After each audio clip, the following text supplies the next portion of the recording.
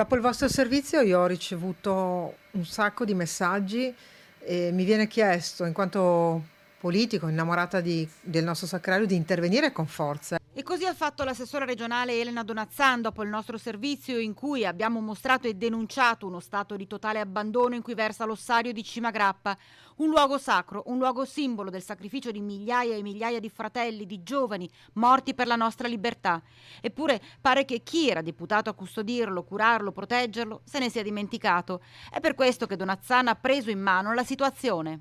Ho scritto una lettera durissima al nuovo commissario perché Onor Caduti ha avuto un cambio di guardia, però non ci interessa chi, vogliamo un responsabile perché se è stato impedito a noi e soprattutto agli alpini che in questi anni hanno curato con amore e hanno difeso il nostro sacrario, è stato impedito in questi mesi ovviamente di uscire di casa e quindi anche di raggiungere, qualcuno invece aveva come compito istituzionale, perché in servizio lì, di lavorare, pulire, mettere a posto, tenere a cura il nostro sacrario così come meritano quei caduti. Se questo non è avvenuto, vogliamo i responsabili, io li voglio di sicuro. Voglio sapere se i militari in servizio erano lì, comunque c'è un responsabile perché i soldati rispondono a una catena gerarchica, così come io amo e difendo i militari, so anche come funziona quel mondo e quindi qualcuno deve avere dato o non dato delle indicazioni. Il sacrario militare nel Monte Sacro della Patria deve essere prerogativa dello Stato, altrimenti è lo Stato che fa un passo indietro. Io questo non lo accetto. Pretendo che si torni, intanto si chieda scusa soprattutto a quei morti,